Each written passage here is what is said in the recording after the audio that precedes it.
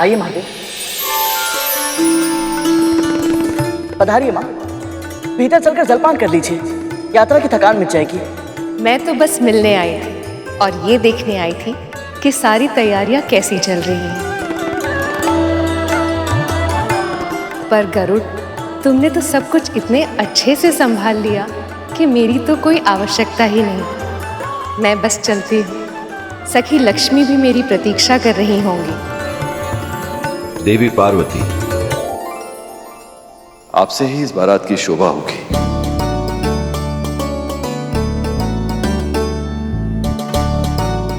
आप कहां जा रही हैं? हाँ माँ, हम सब साथ में मामी जी को लेने जाएंगे। बहुत आनंद आएगा। हम जानते थे कि ये सब भी आपको रोकने का प्रयास करेंगे, इसलिए हम यहाँ आ गए आपको लेने। देवी पार्वती बारात में नहीं जाएंगी,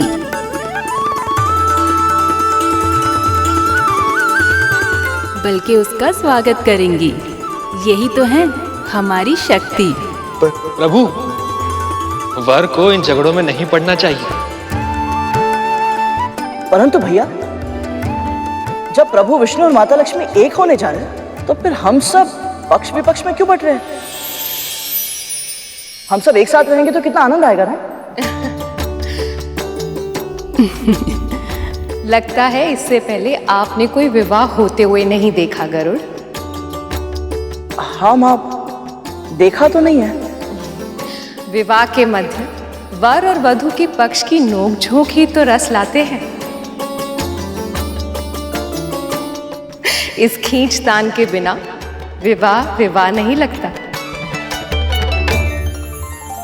और ऐसा बहुत कम अवसर होता है जब पुरुषों को महिलाओं के बिना ही सब कुछ संभालना पड़ता है। और इसीलिए सारे पुरुष एक पक्ष में और सारी महिलाएं दूसरे पक्ष में। तो फिर ठीक है, जा माँ वहां में। अरे, हमारे पक्ष के सबसे कर्मठ योद्धा तुम ही हो। तुम्हारे बिना ये युद्ध जीतना संभव नहीं है। तुम्हें तो हमारी ओर ही आना होगा। चलो आओ।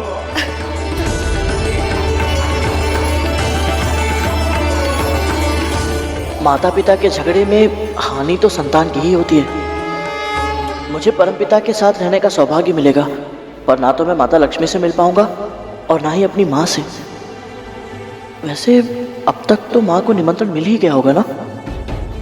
वो कितनी प्रसन्न होंगी, पर अकेले यहाँ तक कैसे आएंगी वो? मुझे उन्हें लेने जाना होगा, परंतु जाओ भी तो कैसे? यहाँ इतने अतिथि आने वाले और सब कुछ मुझे ही देखना है। तक्षक कालिया, मुझे बताओ ना, क्या पहनूं? कौन सा अच्छा, ये वाला या ये अधिक अच्छा है? मुझे तो कुछ समझ ही नहीं आ रहा है। इतने सारे उत्सव होंगे, कौन सी पोशाक के साथ कौन से आभूषण अच्छे लगेंगे? बताओ ना। उन देवियों और दीदी के सामने मेरी चमक फीकी नहीं पड़नी चाहिए। देवी लक्ष्मी की तरह सुंदर लगता है मुझे, सबसे सुंदर। माँ, ये तो सभी एक से बढ़कर एक है। महारानी, ये रख दे इसे यहाँ। मैं वहीं जाके निर्णय लूंगी कि मुझे कब क्या पहनना है। मेरी अनुपस्थिति में मेरे पुत्रों का ध्यान रखना। और हाँ,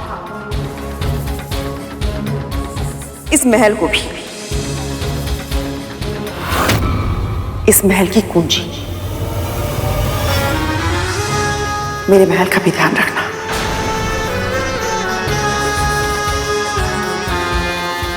जब तक मैं लौट कर नहीं आती, तब तक तू ही है अपनी स्वामिनी।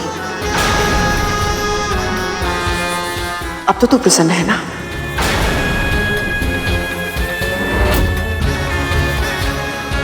अर्थात प्रभु विष्णु और माँ लक्ष्मी के विवाह में मैं चाहकर भी नहीं जा पाऊंगी।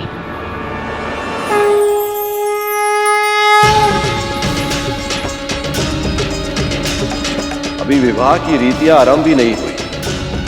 देखो तो, किस प्रकार इनका मुख खिल उठा है। ऐसा प्रतीत होता है कि हल्दी के उपरांत इनके ऊपर से बुरी दृष्टि उतारना अनिवार्य हो जाएगा। देवराज,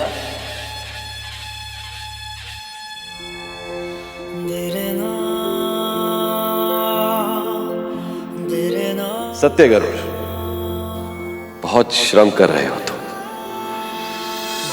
तुम्हारी भक्ति और निष्ठा देखकर मन प्रसन्न हो उठा है। गरुड़, एक और मिलेगा? बस अभी लाया भैया। रुको गरुड़, जाओ अपनी मां को ले आओ। मैं जानता हूं कि तुम यहां रहकर सेवा करना चाहते हो, पर तुम्हारा मन यहां होकर भी यहां रह नहीं पाएगा। इसलिए जाओ, देवी विंता को पहले लक्ष्मी निवास में छोड़ा, तब यहां आ जाना। पर अवश्य जाना करो, नहीं तो हमारा पक्ष खेल आरंभ होने से पूर्ण ही पराजित हो जाएगा। बस अभी गया और अभी आया प्रभु।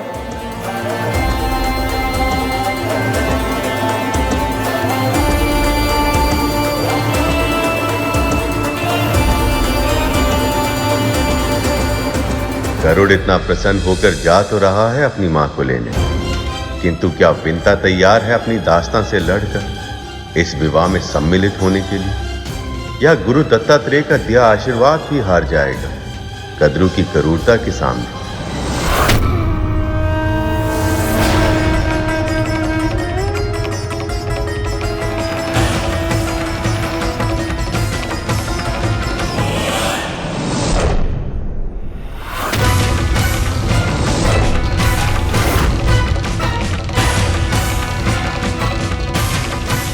यही तो है वो आत्मविश्वास जिसकी चर्चा भगवान दत्तात्रेय ने की। आप ऐसा कैसे कर सकती हैं? सदैव मैंने यही इच्छा की है कि आपका हित हो। सदैव नारायण से आपकी भलाई का आशीर्वाद ही मांगा है मैंने। पर आप मेरा सुख तनिक भी नहीं देख सकती ना। ये नारायण का विवाह है दीदी,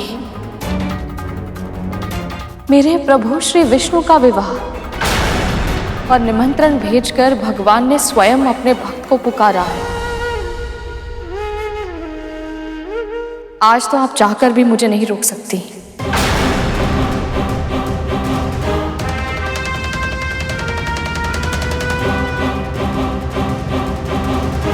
बात तो तू सही कह रही है, निमंत्रण तो तुझे भी आया है, तो भला मैं तुझे रोक कैसे सकती हूँ? चल ठीक है, मैं तुझे अनुमति देती हूँ। यदि तेरी यही इच्छा है कि तू इस विवाह में सम्मिलित हो तो ठीक है। पर हाँ, स्वामिनी और सेविका के बीच का अंतर हमें कभी नहीं भूलना चाहिए, है ना विंता? आप कहना क्या चाहती हैं? यही कि यदि तुझे वैकुंठ जाना है तो जा, किंतु बिना किसी की सहायता के तुझे पैदल चल के जाना होगा।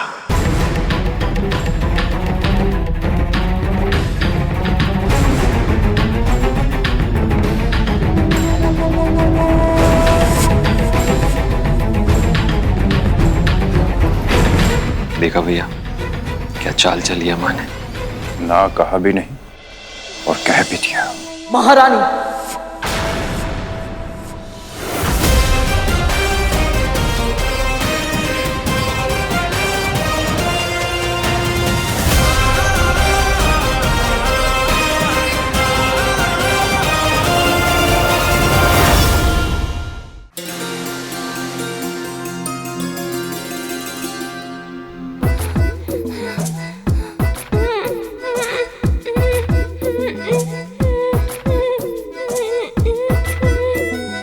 और कितना दूर है वैकुंठ। आज मामी श्री को मेरे सामने सौभाग्य का अखंड दिया जलाकर विवाह की रीतियों का आरंभ करना है।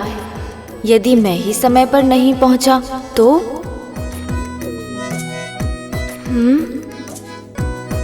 कैलाश, इसका अर्थ है कि अभी बस मुख्य द्वार से बाहर ही निकल पाए हैं हम। यदि हम इतनी ही मंद गति से चलते रहे तो मेरे पहुंचने से पहले ही विवाह संपन्न हो जाएगा। मूषक जी, क्या कर रहे हैं आप? शीघ्र चलिए ना।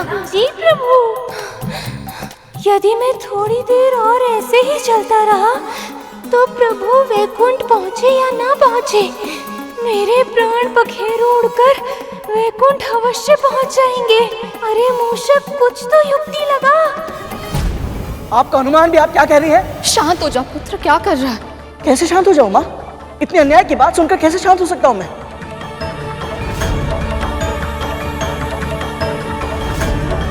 ये अनुचित है, आप भी जानती हैं। कुछ दिन तो प्रभु विष्णु के साथ समय क्या बिता कर आया, भूल गया क्या कि तू अब भी मेरा दास है? भूला नहीं महारानी, चाहूं तो भी एक क्षण के लिए भी नहीं भूल सकता। और फिर भी तेरे में इतना साहस कि तू मेरी मां के निर्णय पे प्रश्न उठाए? क्योंकि वो निर्णय नहीं, अत्याचार है पुत्र। और अत्याचार के विरुद्ध स्वर उठाना इसे मैंने ही सिखाया है।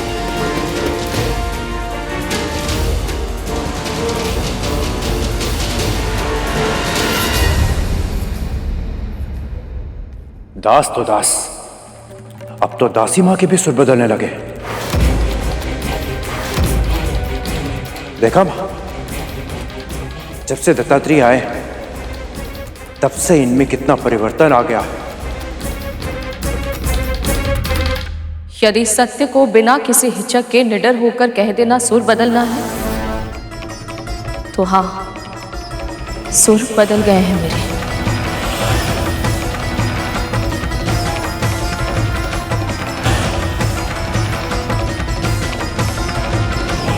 प्रत्युत्तर, इतना तो साहस। मैं आपका अपमान नहीं करना चाहती थी महारानी, पर ये तो आप भी जानती हैं कि इतने सारे लोग चलकर पार करना संभव नहीं है।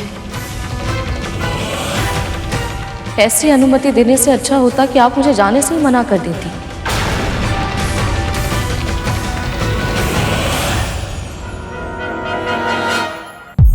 एक बार फिर प्रभु, वही हुआ जिसका मुझे भय था।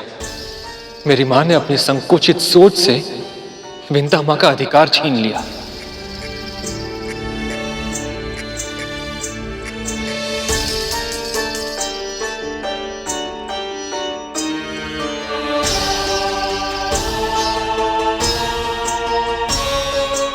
प्रभु, मैं कह रहा था कि मैं सुन रहा हूं शेष, पर अब जो मैं तुम्हें समझा रहा हूं वो समझो। उस पान के पत्ते को देख रहे, कितना कोमल, और वो सुपारी इतनी कठोर कि इस कटारी के बिना कटती तक नहीं। किंतु तब भी ये दोनों एक ही खाद्य पदार्थ के भाग हैं। प्रभु, आप ये पान सुपारी की व्याख्या क्यों दे रहे हैं? मैं तो आपसे विंता मां के बारे में बात कर रहा था। जिस प्रकार ये कोमल पान का पत्ता अपने भीतर कठोर सुपारी को छुपाए बैठा है, उसी प्रकार कोमल और विनीत दिखने वाली देवी विंता के भीतर एक कठोर स्त्री छुपी हुई है। लंबे समय से दास्ता में रहने के कारण वह अपने आत्मविश्वास की शक्ति को भूल गई, किंतु यदि किसी भी तरह से उन्हें शक्ति का आभास हो जाए तो लक्ष्मी निवास तो क्या, वह इस पूरी सृष्टि में कहीं भी अपने मनोवांछित स्थान पर पहुंच सकती हैं। ये आपको किस अधिकार से मना कर सकती हैं? आपको प्रभु विष्णु ने आमंत्रित किया है। स्वयं लक्ष्मी नारायण चाहते हैं कि आप इस विवाह में सम्मिलित हो। मैं जानती हूँ पुत्र, पर क्या माँ?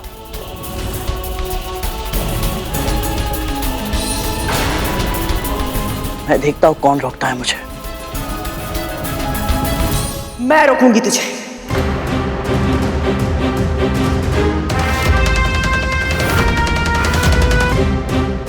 और मैं ही तुझसे कहूंगी कि तू इसे अपने साथ लेकर नहीं जा सकता, क्योंकि तू मुझे लेकर जाएगा।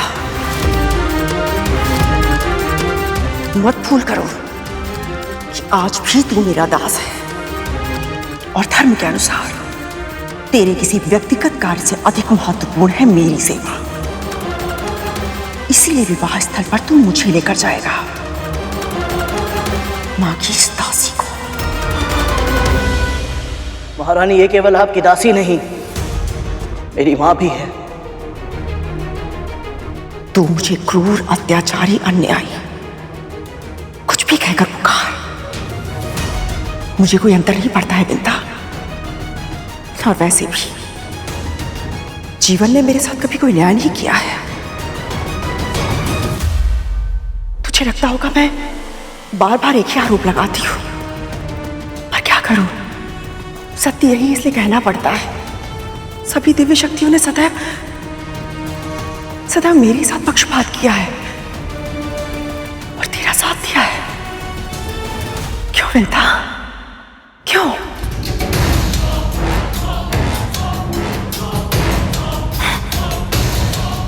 और अब तो भगवान दत्तात्रेय ने भी इस बात को सिद्ध कर दिया है।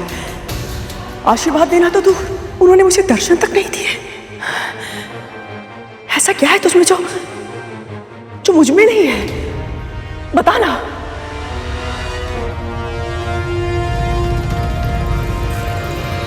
महारानी, सत्य वो नहीं है जो... बस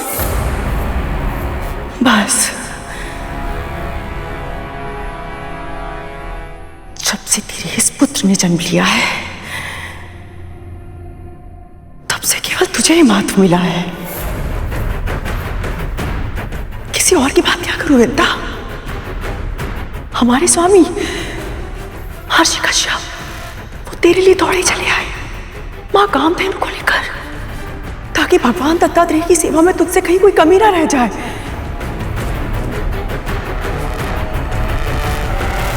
तू स्वयं बता विंता, यदि तेरे स्थान पर मैं होती तो क्या स्वामी तब भी ऐसा करते? नहीं ना? ऐसा नहीं है महारानी। ऐसा ही है विंता, ऐसा ही है। पर अब नहीं। तुझे कब कब मुझसे अधिक महत्व मिला है, ये समझने और समझाने का ना तो मेरे पास समय हो, ना ही मुझे अपनी ऊर्जा नष्ट करनी है। अब मैं तुझ पर क्रोध नहीं करूंगी विंता। मैं जानती हूं तू प्रभु नारायण की बहुत बड़ी भक्त है और उनके विवाह में सम्मिलित होने से मैं तुझे रोक नहीं सकती, ना ही रोकना चाहती हूं। पर मेरे लिए वैकुंठ में अपना महत्व दिखाना आवश्यक है। महारानी और सेविका के बीच का अंतर नहीं मिटाया जा सकता विंता।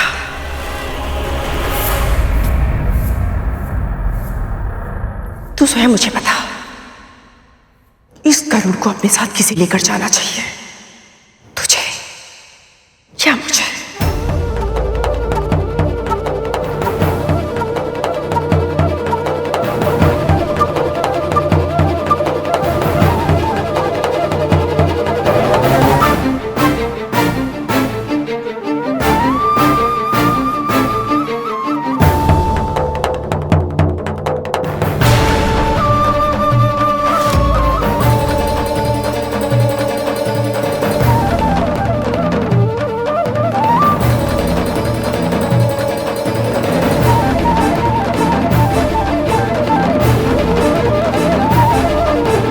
चलिए मां।